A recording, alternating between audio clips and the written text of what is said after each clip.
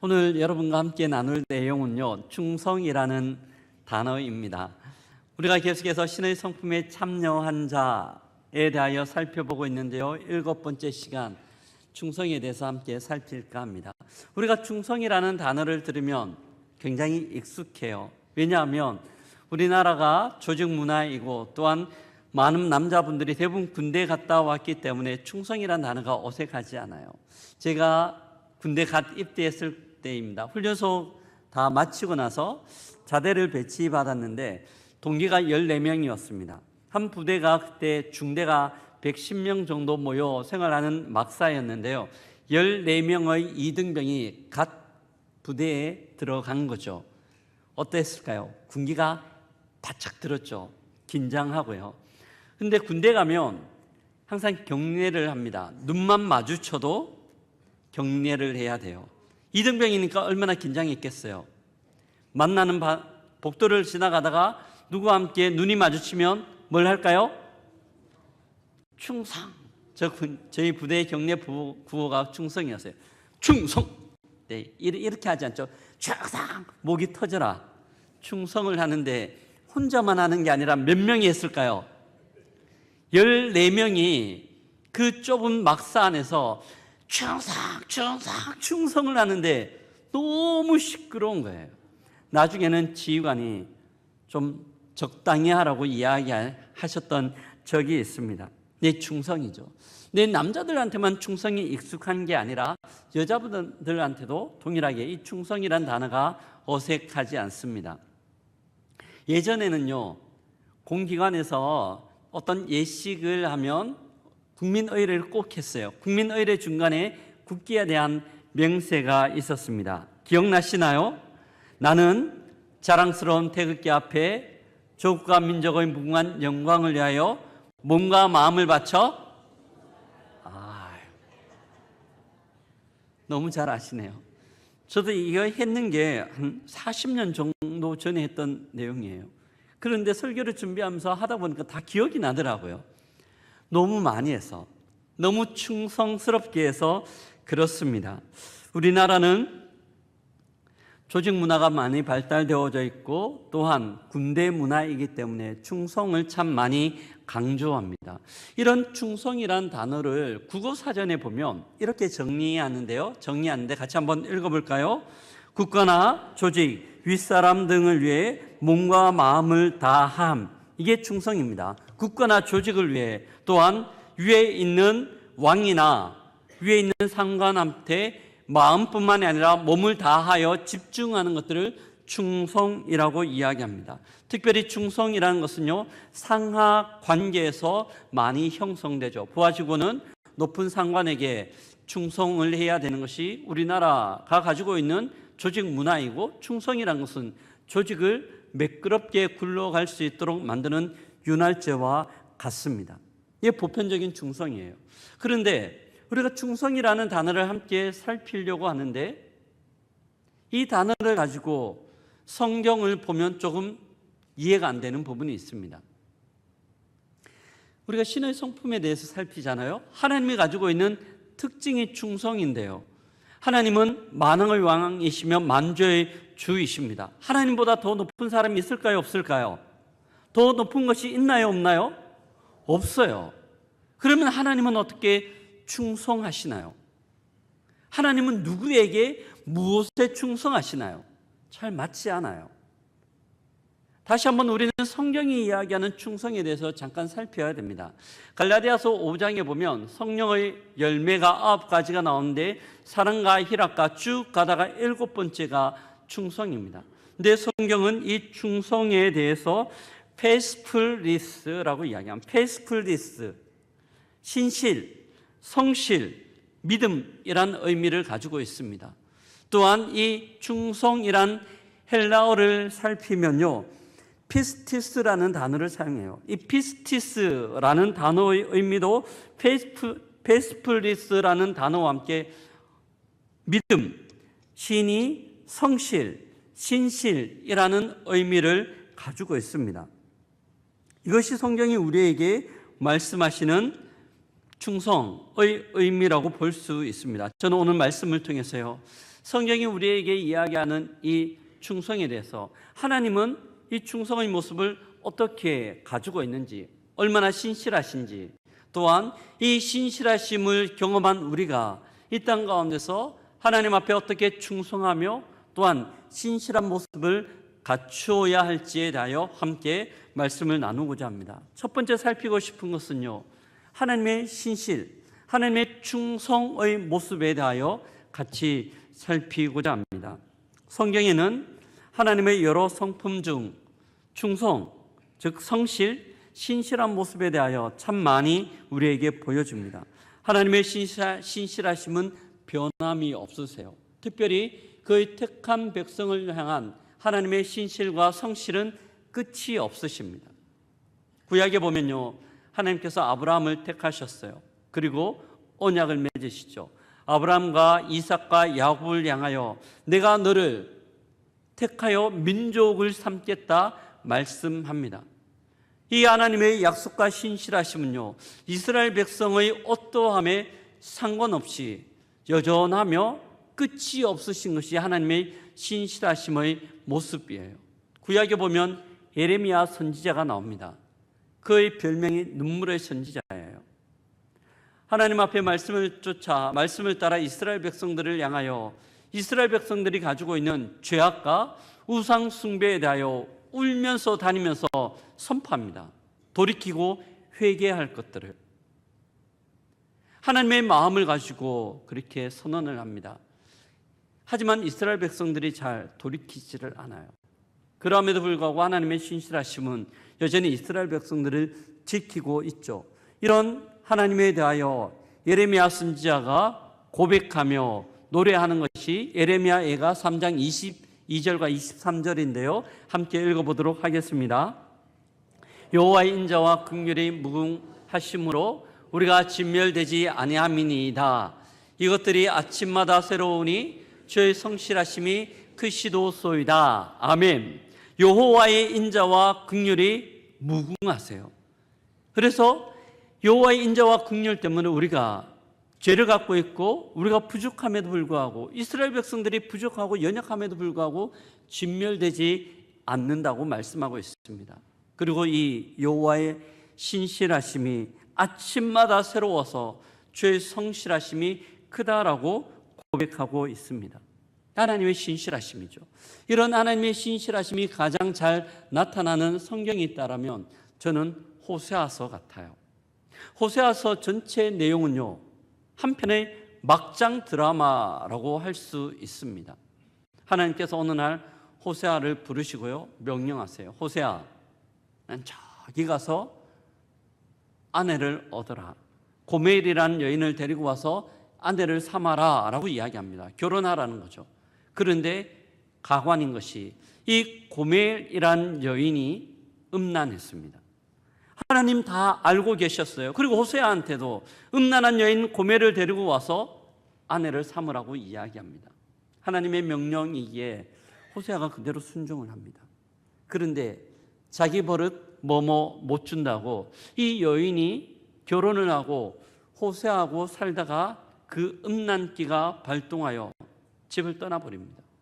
여러 사람들하고 여러 남자들을 만나 간음, 음란의 죄를 범합니다. 하나님 다시 호세아한테 나타나셨어요. 호세아, 음란한 너희 아내 고멜을 데리고 와라 라고 이야기합니다. 제가 예전에 이 호세아서를 읽다가 굉장히 충격이었고 힘들었어요. 호세아의 마음이 어땠을까? 그는 아마 단란한 가정을 꿈꾸며 행복을 기대하며 고멜과 결혼했을 겁니다. 하지만 결혼 생활은 전혀 다르죠. 자기의 아내가 음란하는 것들을 알았고 또한 그 간음죄를 범한 이 아내를 바라보며 그의 마음이 어땠을까요? 하나님의 명령이기에 그를 다시 데리고 오는데 데리고 오면서 호세아의 마음이 어땠을까요? 완전 무너지지 않았을까요? 너무너무 힘들었을 것 같아요. 그런데 왜 하나님께서 이 호세아에게 고멜과 결혼하고 고멜을 다시 데리고 오게 하셨을까요? 그것은 이스라엘 민족의 모습들을 보여주는 거예요. 이스라엘 민족이 우상과 함께 간음하고 또한 하나님이 아니라 우상 숭배를 하며 심각한 죄악 가운데 빠져 있는 모습 가운데도 하나님은 이스라엘 백성들을 징계하고 멸하지 아니하시고 하나님의 신실함과 성실하심으로 그들을 지키고 있는 것을 그대로 보여주시는 거죠. 이런 하나님의 모습들이 극명하게 잘 표현되는 것이 호세아 6장 1절과 2절입니다. 함께 읽어볼까요? 오라, 우리가 여호와께로 돌아가자.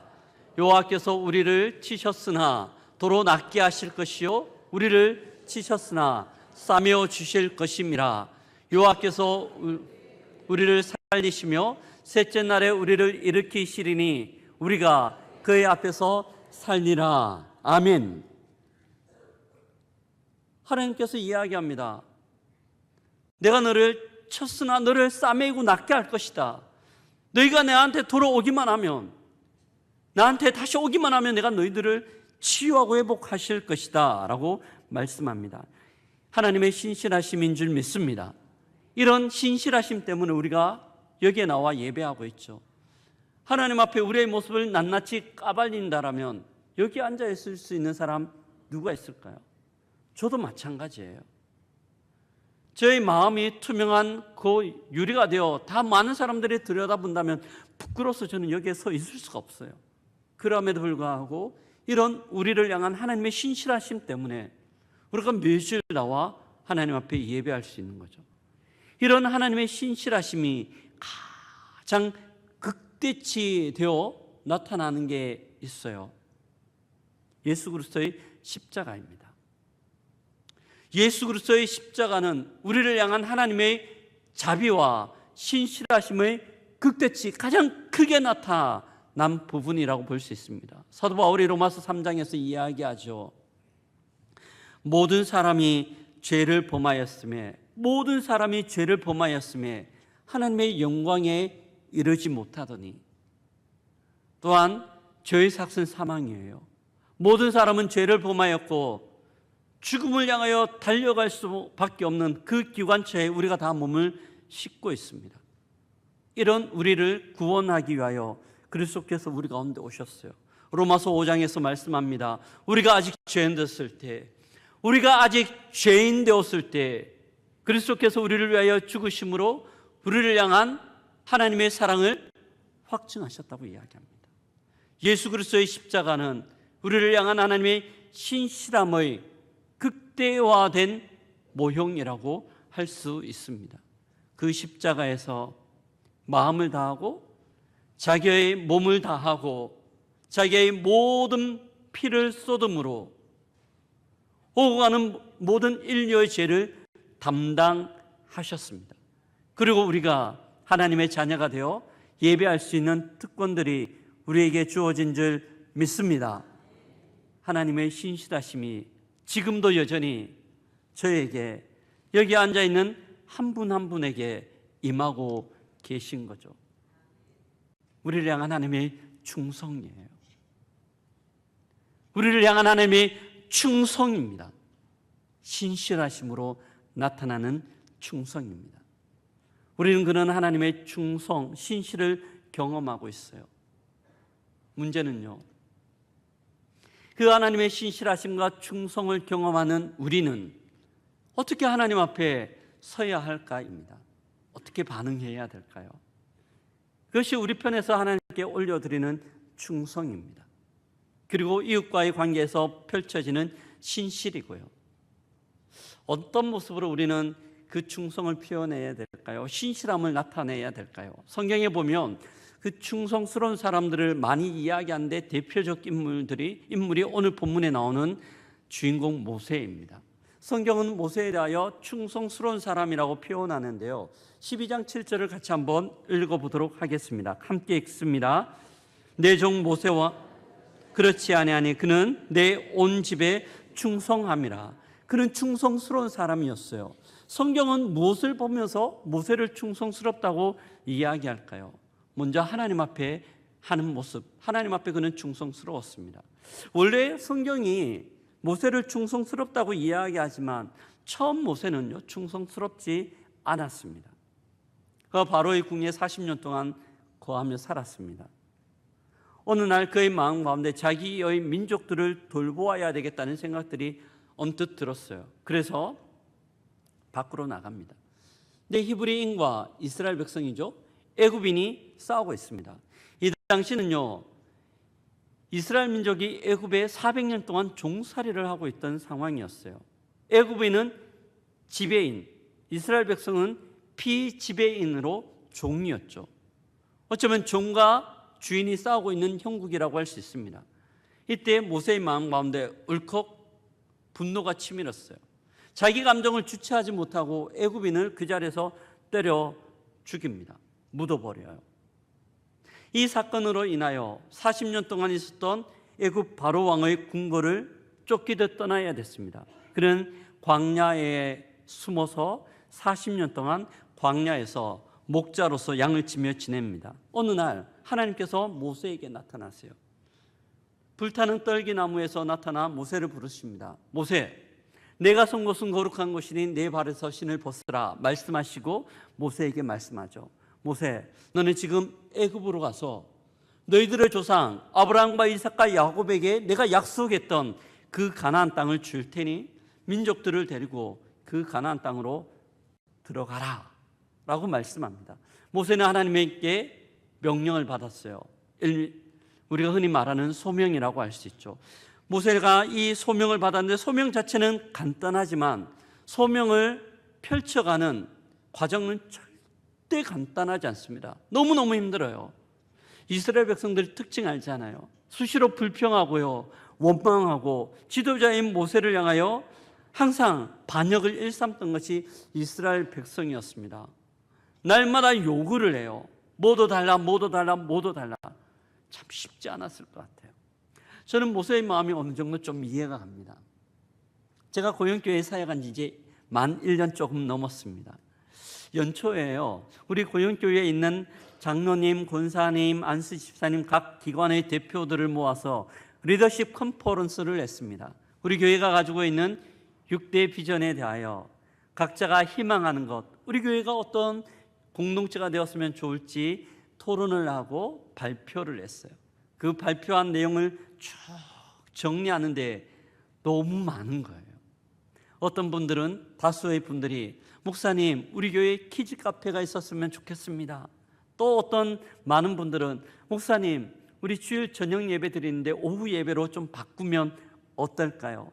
또 어떤 분들은 또 어떤 공동체에서는 이런 여러 가지 요구사항들을 적으셨는데요, 너무 부담이 되는 거예요. 어떻게 이걸 다 하나 싶은 마음이 들었습니다. 그런 부담감을 안고 주일 점심 때 식당에서 밥을 먹고 있는데 유치원 나이 정도 되는 애 같아요. 식판을 들고 저 옆으로 지나가더니만 목사님, 깜짝 놀라서 제가 부르는데 목사님, 우리한테 돈가스 좀 해주면 안 되시나요? 김치 너무 매워요. 돈가스 좀 해주셨으면 좋겠어요. 그 아이도 저에게 요구를 하는 겁니다. 우리 교회는 주일학교 아이들까지 합쳐서 주일날 출석하는 것이 1000명 조금 더 넘어요. 근데 이스라엘 백성은요 200만 명입니다. 어마어마한 숫자가 모세에게 요구하고 요청하고 이것 해달라 저것 해달라 어쩌다 저쩌다 너무 힘들었을 것 같아요. 이런 힘든 모세의 모습들을 푸념하듯 모세가 이야기하는 게 민수기 11장 11절과 12절인데요. 같이 한번 읽어보겠습니다. 모세가 여호와께 여짜오되 어찌하여 주께서 종을 괴롭게 하시나이까? 어찌하여 내게 주의 목전에서 은혜를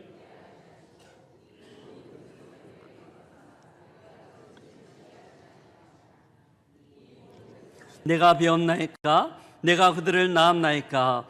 어찌 주께서 내게 양육하는 아버지가 젖 먹는 아이를 품듯 그들을 품에 품고 주께서 그들의 열조에게 맹세하신 땅으로 가라 하나이까? 아멘. 모세의 푸념이에요. 모세가 어떤 감정인 것 같아요? 찬양대 모세가 어떤 감정인 것 같습니까? 힘들어요. 너무 힘들어하고 있어요. 지쳐 있는 듯한 모습이에요. 그런데 참 신기한 것은요, 이렇게 너무 지치고 힘들지만 모세가 그 자리를 떠나지 않습니다. 40년 동안 그 자리를 꾸준하게 지키고 하나님께서 그에게 주신 소명들을 온전히 이루어요. 신명기 34장을 보면요, 모세의 마지막 모습이 보입니다.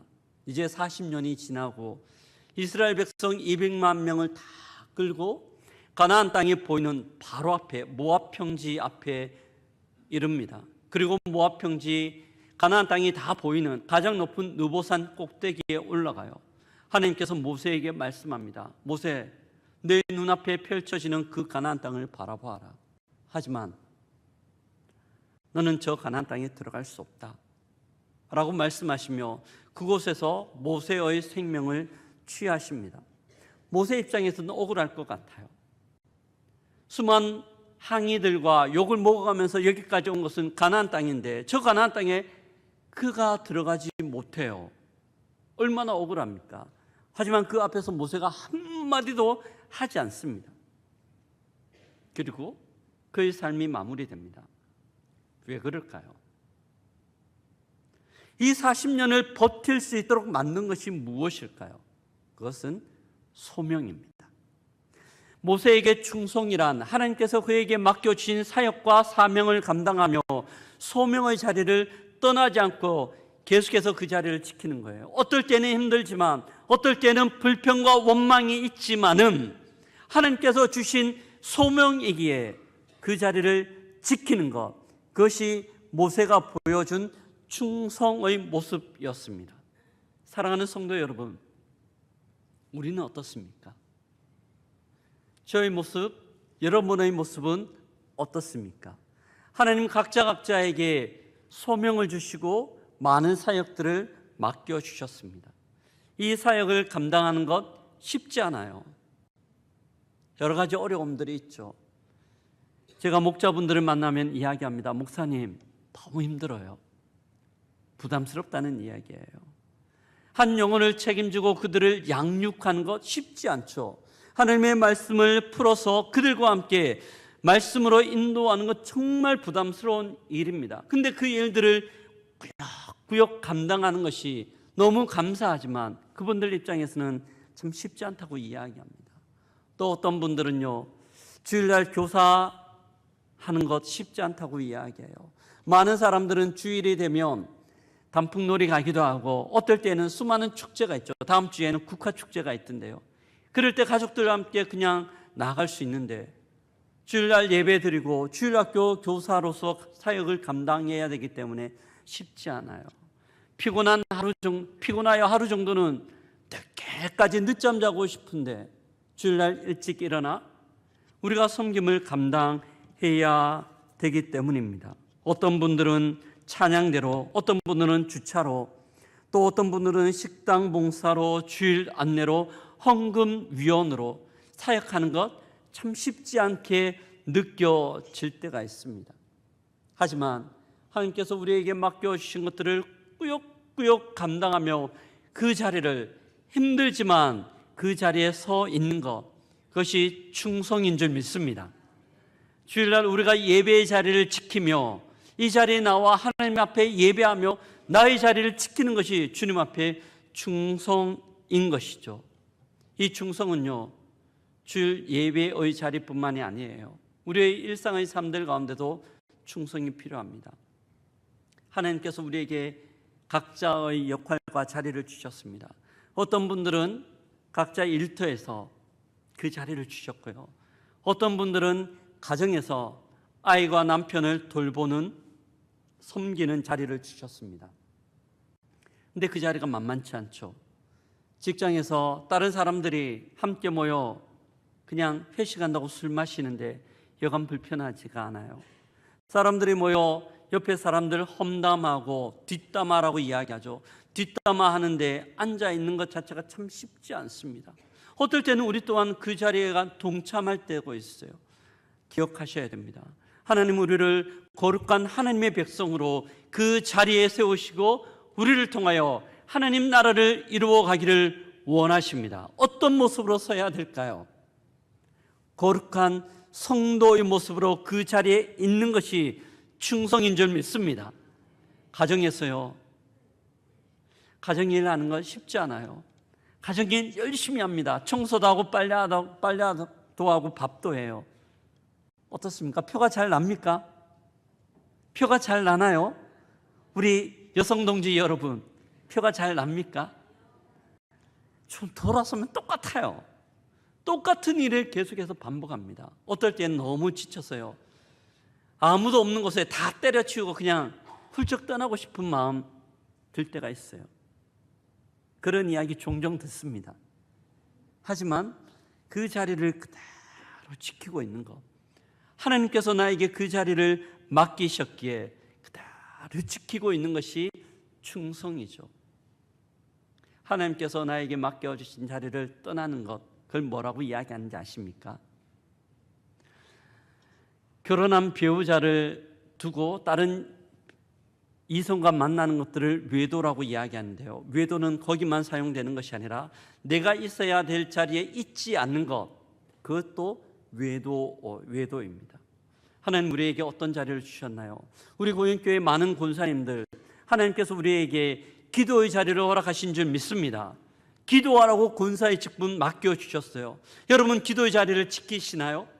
날마다 나와서 하나님 앞에 금요 예배와 새벽 기도와 개인 기도 시간에 그 기도의 자리를 지키는 것, 그것이 주님 앞에 나에게 직분을 주신 하나님 앞에 충성하는 거죠. 우리 장로님들, 안수 집사님들, 그리고 서리 집사님들 어떻습니까? 하나님께서 우리에게 주신 자리 잘 지키고 있습니까? 어렵지만 그 자리를 지키는 것, 묵묵하게 꿋꿋하게 지키는 것이 충성인 줄 믿습니다. 11월 달에요, 하나님께서 또한 우리에게 소명을 주셨어요. 복음 전도자의 소명을 주셨습니다. 4주 남았습니다. 여러분, 복음 증거하는 것, 전도 잘하는 어떤 권사님, 어떤 집사님에게만 맡기신 하나님의 소명? 아니요, 우리 모두에게 맡겨주셨어요. 그 소명 앞에 여러분 어떻습니까? 충성하고 있습니까? 아니면 외도하고 있습니까? 집중하고 있습니까? 아니면 남일처럼 보고 있습니까? 하나님 앞에 충성스러운 우리 모두가 되기를 주의 이름으로 축복합니다. 아멘. 옆에 분들 한번 볼까요? 충성스럽기를 소망합니다. 아멘. 하나님이 우리에게 십자가의 충성들을 주셨기에 우리가 하나님 앞에 감당해야 되는 몫이에요. 또한 어떻게 우리는 하나님 앞에 충성할까요? 모세는요, 하나님 앞에 이런 충성을 바쳤어요. 자기 자리를 지키는 것. 또한 옆에 있는 지체를 향하여 그는 신실함으로 충성하고 있습니다. 오늘 본문을 보면요, 그 모습이 그대로 나옵니다. 모세의 모습들을 보면 그가 하나님 앞에 충성스럽지만 또한 자기 민족 앞에 신실함으로 충성합니다. 근데 모세의 자리가 참 쉽지 않았어요. 수많은 사람들이 원망과 불평을 했기 때문에요. 어느 정도 감당할 수 있었어요. 그러려니 하는 거죠. 그런데 이번만은 참 쉽지 않아요. 민수기 우리가 읽었던 12장에서는요, 모세를 향한 원망의 사람들이 나오는데 그의 누나와 형입니다. 미리암과 아론이 모세를 향하여 비난을 하고 있어요. 1절 보면 나와 있는데요, 모세가 구스 여인을 취하였더니 그 구스 여자를 취하였으므로 미리암과 아론이 모세를 비방하나. 모세에게 권면하니 너 잘못되었다. 모세는 민족의 지도자였는데 이 이스라엘 백성과 결혼해야 되는데 이방 여인, 구스라는 것은 지금 에디오피아입니다. 에디오피아 여인과 결혼한 것 잘못되었죠. 어느 정도 이들의 비판이 정당한 것 같아요. 그런데 이 비판에서 선을 넘고 있습니다. 너 결혼 잘못했어. 여기까지는 괜찮은데요, 2절을 같이 한번 읽어볼까요? 2절입니다.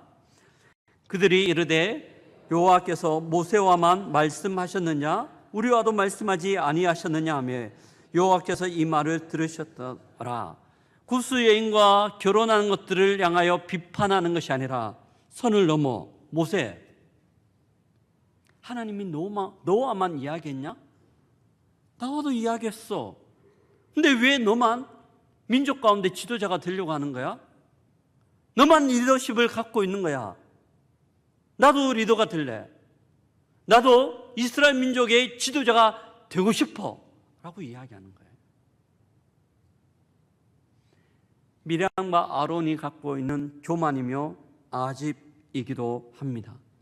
실질적으로 이들이 이 자리에 있을 수 있는 것, 미리암은 여선지자였고 아론은 대제사장이었어요.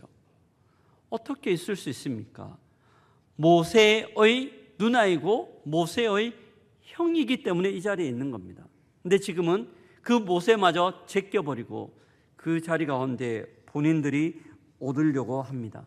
하나님이 이를 다 보셨어요.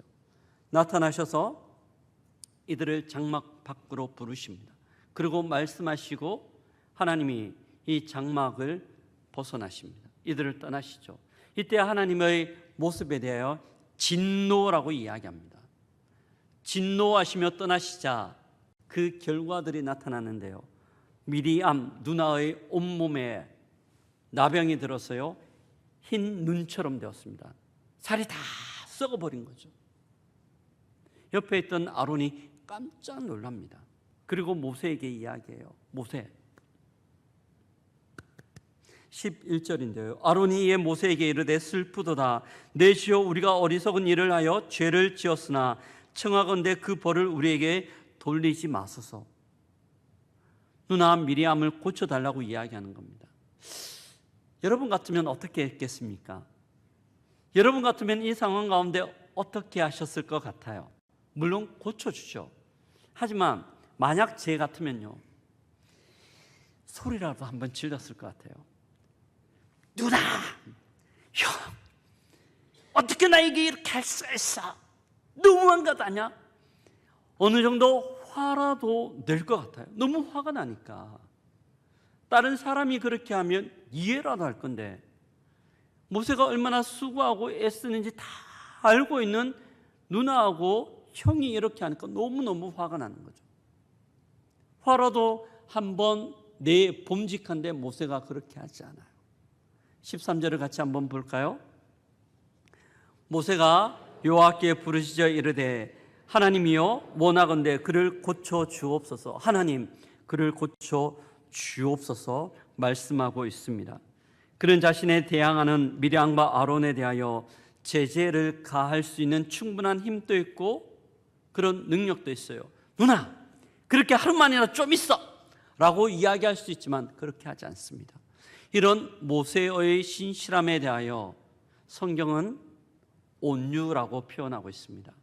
온유라는 것은요, 힘이 없는 자가 힘 있는 자 앞에서 어쩔 수 없이 당하는 마음이 아니라 충분한 힘과 능력이 있음에도 불구하고 그 힘과 능력을 사용하지 않는 모습을 온유라고 표현합니다. 모세는 그렇게 하고 있어요. 모세는 자기의 민족과 자기의 누나와 형을 향하여 신실하게 온유한 모습으로 나아가고 있습니다. 이 장면을 묵상하면서 생각해 보았습니다. 만약 모세가 이렇게 기도하지 않았으면 어땠을까? 만약 모세가 기도하지 않았다라면 수많은 사람들이 모세에게 일어났던, 모세에게 대항하면 저렇게 된다는 것들을 알고 모세를 두려워했을 겁니다. 야, 모세 너무 무섭구나. 잘해야지, 조심해야지. 하지만 모세가 기도했어요. 어떻게 되었을까요? 많은 사람들이 이 이야기를 듣고 이렇게 행하신 하나님을 향하여 두려워했을 겁니다. 모세한테 대항하면 하나님이 이런 형벌을 내리신다는 것 때문에 하나님에 대한 두려움과 함께 모세에 대해서는 존경심을 가졌을 겁니다. 우리가 우리의 삶의 자리에서요, 어떨 때는 화가 날 때도 있고 분노가 치밀 때도 있죠. 하지만 우리의 감정을 따라 행하지 않고 하나님의 마음을 따라 행하는 겁니다. 모세가 이렇게 반응했죠. 왜 그렇게 했을까요? 왜 모세가 이렇게 반응했을까요? 모세의 삶을 이끌어가는 건요, 하나님이 그의 인생 가운데 왕이었기 때문입니다. 결론적으로 충성이란 것은 누가 내 인생 가운데 왕인가에 따라 달라지는 겁니다. 결국 충성은 내 인생 가운데 누가 왕인가를 증명하고 보여주는 거예요. 하나님 앞에 충성한다는 것은 하나님이 내 인생 가운데 진정한 왕이라는 것들을 증명하고 드러내는 겁니다. 도리어 하지만 내가 나의 감정을 따라 살아갈 때 그 삶 가운데 주인은 하나님이 아니라 그가 되는 거죠. 현대인들 가운데 가장 많은 충성을 요구하는 건 자기 자신이에요. 얼마 전이었습니다. 제가 집에서 차를 몰고 교회를 오는데요. 제 집이 풍경채입니다. 오는 길에 그 롯데시네마 사거리가 있죠. 3차로인데요. 오다가 보면 저는 우회전해서 와야 됩니다. 근데 쭉 가는데 가장 왼편에 있는 차선은 좌회전 차선이고요. 두 차선이 직진 차선이고 저는 가장 오른편에 있는 차선을 향하여 우회전 나와야 되는데 거기 앞에 만두집이 있어요. 가끔 가다가 차들이 깜빡이를 켜고 한 대씩 서 있습니다. 그날 또 그랬어요. 깜빡이를 켜고 서 있으니까 좌회전해야 되는 차들이 움직이지를 못하는 거예요. 옆에 옮겨가야 되는데 계속 직진 차들이 있거든요. 너무 화가 나는 겁니다. 도대체 어떻게 여기에 깜빡이를 켜고 차를 주차해 놓을 수 있는가? 제 마음 같아서 창문을 쭉 내리고 싶은 마음이 굴뚝 같았어요. 근데 하진 않았습니다. 교회가 바로 옆인데 제가 목사잖아요. 너무 화가 났어요. 그러면서 차를 타고 교회로 오면서 마음 가운데 그런 생각이 들었습니다. 내가 왜 화가 날까? 내가 왜 화가 났을까? 당연히 그 차 때문에 화가 나는 건 맞았습니다. 근데 왜 화를 주체 못하고 표현하려고 했을까 생각해 보건대 제 마음 가운데 제 감정이 저를 다스리고 있었어요. 제 감정의 명령에 따라 제가 움직이고 있는 저의 모습을 발견했습니다. 그때는 하나님이 제 가운데 왕이 아니라 제 자신, 저의 감정이 왕이었기 때문입니다. 사랑하는 성도 여러분, 누가 우리의 인생 가운데 왕이신가요? 우리는 누구의 명령에 따라, 누구의 인도를 따라 살아가고 있습니까? 충성이라는 한자를 보면요, 가운데 중자 밑에 마음 심자가 놓여 있습니다. 그 중심 가운데 나의 마음을 드리는 것, 이것이 충성이에요. 요한복음 15장에 나오는 것처럼 너희가 내 안에 있고 내 말이 너희 안에 있는 것처럼 우리 안에 예수 그리스도 주님이 왕이실 때 그것이 충성인 줄 믿습니다. 그렇게 충성스러운 자로 주께서 우리를 불러주셨기 때문이죠. 이게 모세가 보여주었던 지체들을 향한 충성, 신실의 모습이었습니다. 말씀을 마무리합니다. 하나님은 이런 충성스러운 자로 우리를 불러주셨습니다. 영국 에딘버러에 가면요, 여러 관광지가 있는데 그 관광지 중에 하나가 그레이프 라이어스라는 공동묘지입니다. 그레이프 라이어스 공동묘지가 관광지예요. 좀 이상하죠. 공동묘지가 관광지예요. 여러 가지 이유들이 있는데 그 첫 번째 이유는 이제 해리포터의 소설가가 잘 글이 안 쓰여질 때마다 이 그레이프 라이어스 공동묘지를 돌았어요. 그러다가 공동묘지 비석에 있는 이름들을 보고 이 이름들을 하나씩 자기 소설 해리포터라는 소설 가운데 등장인물로 넣었습니다. 그래서 많은 관광객들이 묘비를 보면서 그 이름을 찾는 것, 이것이 하나의 유행이에요. 또한 쭉 가다가 보면요, 그 무덤 중간에 개 무덤도 있습니다. 웃기죠? 사람들이 묻혀있는 공동묘지에 개 무덤이 있으니까 이유가 있어요. 이 개의 이름은 밥이라는 개입니다. 예전에 에딘버러의 주인과 함께 이 바비 개가 여행을 하고 있었는데 주인이 에딘버러에서 죽게 됩니다. 많은 사람들이 이 주인을 장사 지내며 그레이프 라이어스 공동묘지에 장사를 지냈습니다. 장사가 끝나고 난 이후부터 이 바비라는 개는요, 매일 밤마다 주인의 무덤 가운데 찾아옵니다. 매일 밤을 찾아와요. 비가 오나 눈이 오나 매일 밤을 찾아와요. 무려 14년이나 그렇게 찾아와 자기 주인 곁을 떠나지 않고 끝까지 지켰습니다. 그리고 죽자 많은 사람들이 충성이라는 이름을 기념하기 위하여 바비라는 개의 묘지를 주인 옆에 썼기 때문에 이것이 하나의 관광지가 되었습니다. 사랑하는 성도 여러분, 하나님께서 우리를 이런 충성스러운 자로 부르신 줄 믿습니다. 그 주님 앞에 우리의 모습은 어떠한가요? 하나님을 주인으로 모셔드리고 충성스럽게 주님 섬길 수 있는, 그리하여 착하고 충성된 종이 되어 주인의 즐거움에 참여할 수 있는 우리 모두가 되기를 주의 이름으로 축복합니다. 아멘.